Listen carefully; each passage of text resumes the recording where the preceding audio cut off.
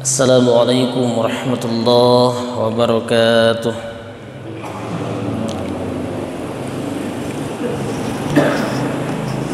Alhamdulillahi rabbil alamin wal aqibatu lil muttaqin wala udwana illa 'alal zalimin.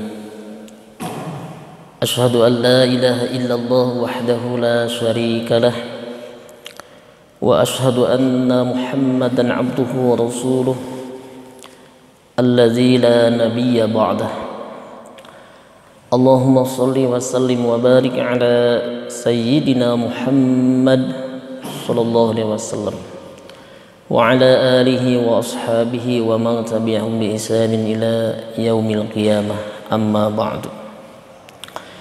Fa ya ayyuhal hadirun, usikum wa iyaya bitaqwallah, ittaqullah faqad fazal muttaqun. Hadirin jamaah salat maghrib intizar menuju salat isya, dan ini diantara amalan yang dapat menghapus dosa, mengangkat derajat kita di hadapan Allah. Salah satunya adalah intidharus shalah ba'da shalah. Kita menunggu datangnya salat yang berikutnya setelah salat yang lalu. Pada malam ini qadarullah kita diberikan oleh Allah dua kemauan dan kemampuan. Kita pun telah diberikan oleh Allah dua kesehatan dan kesempatan, dua nikmat yang seringkali dilupakan oleh kebanyakan manusia. Dan malam ini kita telah pun mensyukuri dua nikmat itu. Semoga kita dicatat oleh Allah sebagai hambanya yang pandai bersyukur. Amin ya Allah ya rabbal alamin. Hadirin yang dirahmati Allah, ketika salah seorang kakek bertanya kepada Syekh di zaman khalifah itu, saya baca dalam kitab Rakaizul Iman, tolong ajarkan kami ilmu, katanya. Jawaban apa sebetulnya namanya, lupa saya. Rosid apa sih itu? Apa Rosid apa awalnya tuh? Sesungguhnya ilmu itu tidak kau dapatkan dari belajar, tetapi saya ingin mengulang saja apa yang pernah saya sampaikan. Tetapi ilmu itu hakikatnya adalah karena Allah telah campakkan cahayanya kepada setiap jiwa seseorang. Lalu pertanyaannya, bagaimana Allah mencampakkan cahaya itu? Jawabannya adalah dengan meningkatkan pengabdian diri kita kepada Allah. Sering saya sampaikan, ini sebagai pembuka saja, al-ilmu nurun, ilmu itu cahaya. Wa nurullah, dan cahaya Allah, la yu'ti lil 'as, tidak akan Allah berikan kepada ahli maksiat. Jadi kalau kita ingin diberikan kemudahan oleh Allah dalam ilmu, maka tingkatkan pengabdian diri kita kepada Allah. Itu yang sulit. Bukan sekadar pintar, tetapi juga harus benar. Tidak sekadar baik, tetapi juga harus benar. Orang baik, dia akan banyak teman. Orang baik, dia disukai oleh manusia. Tetapi orang yang mengajak kebaikan, dia mulai dimusuhi. Lihat bagaimana Nabi Muhammad SAW, Rasulullah, dia sebelum dia mendapatkan wahyu di usia 40 tahunan, beliau sudah menjadi orang baik, bahkan digelar Al-Amin, dan dia tidak punya musuh. Bahkan semua Abu Jahal, Abu Lahab, Abu Sofyan, abu-abu yang lainnya gitu ya, semua mendukung, semua menjaga. Tapi ketika beliau mengajak kebaikan, maka beliau tidak sedikit dituduh sebagai ahli sihir, dituduh sebagai orang gila bahkan. Oleh sebab itu yang kita cari adalah kebenaran. Dalam Al-Quran manusia yang beruntung itu kan cuma 4 saja. Pertama, orang yang mengenal kebenaran. Yang kedua adalah orang yang mengamalkan kebenaran. Satu, orang yang mengenal kebenaran, berarti dengan caranya ilmu. Sekali lagi, jadi siapa mereka yang beruntung itu? Pertama adalah orang yang mengenal kebenaran. Yang kedua, dia yang mengamalkan kebenaran. Dan yang ketiga, dia yang ajar mengajar kebenaran. Kalau dakwah, tugas setiap kita. Kalau mubaligh, penceramah, itu lebih ke bahasa profesional, menyampaikan di atas mimbar. Lebih kepada profesional, profesinya, kemampuannya sebagai mubaligh, sebagai penceramah. Tetapi kalau dakwahnya kewajiban setiap individu. Nah, ajar dalam mengajarkan kebenaran, yang ketiga. Lalu yang keempat, mereka tabah dan sabar dalam mengamalkan dan mengajarkan kebenaran. Dalam bahasa Al-Quran, alladzina amanu, orang yang mengenal kebenaran, wa amilus solihat, orang yang mengamalkan kebenaran, wa tawassaw bil haqq, orang yang ajar mengajarkan kebenaran, wa tawassaw bis sabr, orang yang sabar dan tabah dalam mengamalkan dan mengajarkan kebenaran. Dan tantangan yang paling berat kita biasanya adalah orang terdekat kita, keluarga kita, anak kita mungkin. Dan jangan khawatir, ini sudah terjadi sejak zaman dulu, dari zaman para nabi. Bagaimana Nabi Nuh juga, anaknya, bahkan juga istrinya, termasuk juga Nabi Ibrahim, bagaimana juga bapaknya. Hadirin yang dirahmati Allah, jadi ta'lim itu kita mencari ilmu dalam rangka kita ingin mendapatkan 4 tadi. Satu, kita ingin mengenal kebenaran. Kedua, kita ingin mampu mengamalkan kebenaran. Dan ketiga, kita ingin ajar mengajarkan kebenaran. Lalu yang keempat, kita ingin sabar dan tabah dalam mengamalkan dan mengajarkan kebenaran. Itu barangkali termasuk orang-orang yang tidak rugi, yang disebutkan oleh Al-Quran dalam surah Wal Asr. Seringkali kita menyebutnya Wal Asr atau Al Asr.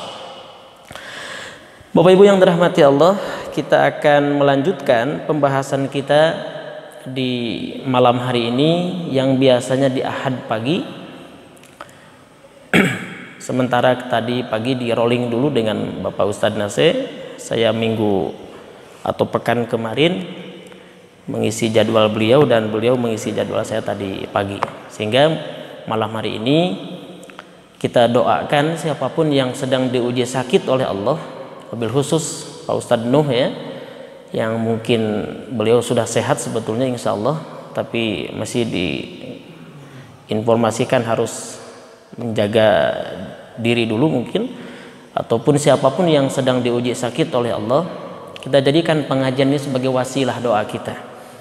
Saya sangat meyakini Pak Hermawan ya, jadi yang boleh dijadikan wasilah doa itu pertama adalah kebaikan yang kita lakukan. Yang kedua adalah membaca Al-Quran. Dan yang ketiga adalah memohon didoakan oleh orang-orang yang baik, orang-orang yang soleh. Nah, kita jadikan wasilah pengajian ini kebaikan yang kita lakukan. Kita memohon kepada Allah, siapapun yang sedang diuji sakit oleh Allah, mungkin keluarga kita, saudara kita, tetangga kita, kita memohon kepada Allah. Pertama, semoga Allah berikan kesabaran dan ketabahan. Ya Allah, jadikan setiap penyakitnya menjadi kafarat, penghapus atas dosa-dosa. Dan ya Allah, gantilah penyakitnya dengan kesembuhan yang segera. Kau kembalikan kembali kesehatan. Allahumma rabban nas adhibil ba's isfi anta syafi la syifaan illa syifa'uk syifaan la yughadiru saqama. Al-Fatihah. A'udzu billahi minasyaitonir rajim. Bismillahirrahmanirrahim. Alhamdulillahi rabbil alamin. Arrahmanir rahim maliki yaumiddin. Iyyaka na'budu wa iyyaka nasta'in. Ihdinas siratal mustaqim. Siratal ladzina an'amta 'alaihim ghairil maghdubi 'alaihim waladdallin. Amin. Hadirin yang dirahmati Allah, ada sebelum bab ke tentang riba ya, sebetulnya saya sudah rangkum ya tentang pandangan Al-Quran merujuk kepada ahli tafsir, pandangan-pandangan dari ahli tafsir tentang pandangan riba itu. Tetapi bab ini sebelum menuju ke bab tentang taghlidut tahrim ar-riba, kita ada sedikit dulu membahas tentang ta'kidit tahrima lil yatim, tentang bagaimana penguatan tentang diharamkannya memakan harta anak yatim secara zalim. Pertama kita merujuk kepada Al-Quran, surah An-Nisa ayat 10. Innal ladzina ya'kuluna amwalal yatama, sesungguhnya orang-orang yang memakan harta anak yatim zulman, secara zalim, innama ya'kuluna fi butunihim nar wa sayaslawna sa'ira, sebenarnya mereka itu menelan api sepenuhnya ke dalam perut mereka, maka mereka akan masuk ke dalam api yang menyala-nyala, yaitu api neraka. Kalau kita kaji dari sisi kaidah-kaidah, penjelasan-penjelasan dari sisi tafsir, juga penjelasan-penjelasan dari kaidah-kaidah usul fiqh ya. Di sini ada kalimat ya'kuluna amwalal yatama, sesungguhnya orang-orang yang memakan harta anak yatim. Secara umum ya, seakan-akan kita akan mengatakan bagaimana orang yang memelihara, yang mengurus, lalu dia mendapatkan bagian dari pengurusannya, lalu dia mendapatkan bagian nafkah atau makan dari apa yang dia dapatkan dari harta yatim itu. Oleh sebab itu hadirin yang dirahmati Allah, ayat ini tidak cukup sampai di sana. Ada ilat ya, ada di situ penegasan zulman, tentu secara zalim. Secara zalim dalam artian menghabiskan dengan tanpa memberikan sedikit pun kepada anak yatim. Menghabiskan, menggunakan harta yang menjadi hak anak yatim, lalu tidak memberikan haknya kepada anak yatim, dia tidak mendapatkan haknya, itulah yang dimaksud dengan zulman, secara zalim. Jadi kalau memakannya dalam koridor-koridor, misalkan ada pembagian, ada pengurusan yang itu menjadi hak bagi pengurusnya, lalu tidak menzolimi si harta si anak yatim tersebut, maka tidak termasuk kategori innama ya'kuluna fi butunihim nar, tidak termasuk kategori dia akan mendapatkan azab, dipenuhi dengan, atau nanti di wayaslawna sa'ira, dimasukkan ke dalam neraka syair. Ini saya dapatkan dari penjelasan-penjelasan ahli tafsir, juga penjelasan dari kaidah-kaidah usul fikih. Pertanyaan yang kedua, Ustaz, kan di dalam ayat ini yang diharamkan adalah memakannya. Lalu bagaimana kalau harta anak yatim yang menjadi peninggalan si mewaris itu ya, dibakar misalkan, atau hartanya dihanyutkan, ditenggelamkan, dibuang misalkan? Kan dalam Al-Quran kalimahnya dimakan. Ini hadirin yang hormati Allah, dalam istilah-istilah kaidah itu ada mafhum mukhalafah, ada mafhum muwafaqah. Ya. Atau juga ada kias di sini, memakannya saja secara zalim tanpa memberikan hak sedikit pun kepada anak yatim, itu sudah sebuah kezoliman atau sudah sebuah kesalahan, perbuatan dosa. Apalagi membakarnya, apalagi menenggelamkannya, harta itu membuangnya. Ini bahasa-bahasa Al-Quran. Kadang di situ perlu ada kias aulawi. Barangkali dalam istilah-istilah itu ada mafhum muwafaqah, ada mafhum mukhalafahnya. Jadi mafhum muwafaqahnya adalah memakannya secara zalim itu adalah perbuatan yang dilarang, bukan berarti membakarnya, membuangnya itu juga diperbolehkan, bukan berarti demikian. Tentu juga sama, itu juga adalah dilarang. Hari ini miris saya melihat perkembangan dan berita-berita yang beredar. Ada seorang anak menggugat ayahnya sekian miliar. Tidak sedikit juga seorang anak di daerah-daerah yang lainnya, terbaru di Jawa Barat, di Bandung, menggugat ayahnya. Karena apa? Karena warisan. Karena warisan. Seringkali ya, itu menjadi tidak harmonis. Ada seorang istri misalkan meninggal dunia, atau seorang suami meninggal dunia, lalu dia memiliki harta yang banyak, sedangkan dia ada anak yang dia tinggalkan. Tidak sedikit si ibunya mengatakan, udah jangan dulu dibagikan, kan ibu ayah keneh. Padahal anaknya sudah menuntut, anaknya sudah meminta. Pertanyaan besarnya, Ustadz, apakah di situ boleh dibagikan? Boleh dibagikan dari harta mewaris dari yang meninggal tadi. Seorang suami dia punya harta berapa? Dalam istilah ada hukum-hukum itu, ada harta gonogini. Kalau mau ada harta gonogini, harta yang didapatkan bersama dalam pernikahan. Ada harta bawaan yang dia dapatkan dari warisan orang tuanya, atau yang dia dapatkan dari hadiah, atau yang dia dapatkan dari sebelum pernikahan misalkan. Tetap itu menjadi ada hak bagi anaknya. Ketika anaknya meminta dibagikan saja, dan anaknya dengan syarat dia sudah balik misalkan, sudah mampu mengelola harta, untuk menghindari hal-hal yang tidak diinginkan, seperti anak menggugat ayahnya, anak menggugat ibunya yang sudah tua karena warisan, saya kira itu tidak akan terjadi. Lalu bagaimana kalau misalkan tidak dibagikan tetapi juga sepakat semua? Maka as-sulhu khairun, perdamaian lebih baik. Semua orang tua dan semua anaknya misalkan ngariung ngumpul, udahlah tong wakat dibagikan engke weh, dan masing-masing anak-anaknya pada mampu, hartanya ada, kewe da mamah ayah keneh misalkan. Itu musyawarah, perdamaian, tidak masalah. Tapi ketika terjadi permasalahan, si anak yang 1, 2 ini dia meminta segera dibagikan, orang tua tidak boleh menghalanginya jika anaknya itu sudah dewasa.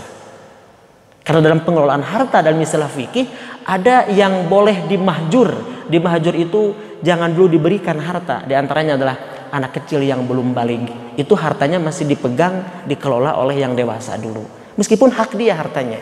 Tapi kalau dia sudah baligh meminta haknya, di situ barangkali untuk menjaga keharmonisan, jika perdamaian tidak terjadi, lebih baik dibagikan. Ini yang sering terjadi di masyarakat. Hadirin yang dirahmati Allah, itu ayat yang pertama tentang larangan memakan harta anak yatim zulman, secara zalim. Ayat ini tidak hanya berbicara larangan memakannya saja, karena memang secara tekstual ayat ini melarang memakan harta anak yatim secara zalim. Jangan sampai nanti mentafsirkan, oh Ustadz kalau membuangnya, membakarnya berarti tidak boleh, tidak haram. Sama. Karena ini adalah al-ibroh, ya. Ibroh ini tidak hanya memberikan pemahaman memakan saja, tetapi pada prinsipnya adalah bagaimana menghilangkan secara zalim. Bisa memakannya, membakarnya, ataupun membuangnya. Lalu yang kedua, kan sekarang ada viral ya, yang rumahnya dirobohkan kan, saking riweuhna paribut akhirnya nyawa bulldozer kan, dirobohkan, diratakan. Nah itu saya kira kita berdoa kepada Allah semoga kita meninggalkan generasi-generasi soleh yang tidak, sehingga kata Buya Hamka itu harta yang yang kau tinggalkan dia akan menjadi diributkan oleh ahli warismu, harta yang kau infakkan sedekahkan dia akan menyelamatkanmu, kan itu ya, ada statement Buya Hamka itu. Tapi juga bukan berarti kita tidak boleh meninggalkan harta, karena ada dalam Al-Quran diantaranya penafsirannya harta, wal yakhshal ladzina law taraku min khalfihim dzurriyyatan di'afan khafu alaihim. Hendaklah kalian merasa khawatir meninggalkan generasi-generasi yang lemah. Lemah di situ ada yang mentafsirkan lemah secara akidah, lemah secara iman, tapi juga ada yang mentafsirkan lemah secara harta.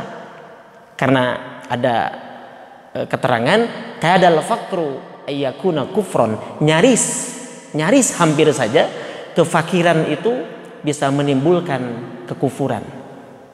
Wal yakhshal ladina law taraku min khalfihim, hendaklah merasa khawatir kita meninggalkan generasi-generasi yang lemah. Lemah di situ ada yang mentafsirkan tidak hanya lemah iman tetapi juga lemah harta. Meskipun kaya itu relatif, karena Allah tidak memberikan kemiskinan. Kita lihat dalam surah Al-Hazm dalam Al-Quran, wa annahu huwa aghna wa aqna. Setelah Allah berbicara, dialah Allah yang menjadikan hidup dan mati, dialah Allah yang menjadikan kau tersenyum dan tertawa, menangis, ya. Dialah Allah yang menjadikan laki-laki dan perempuan. Tapi kita terjebak ketika Allah mengatakan dialah Allah yang menjadikan engkau kaya, dan jawabannya pasti miskin kan, padahal dia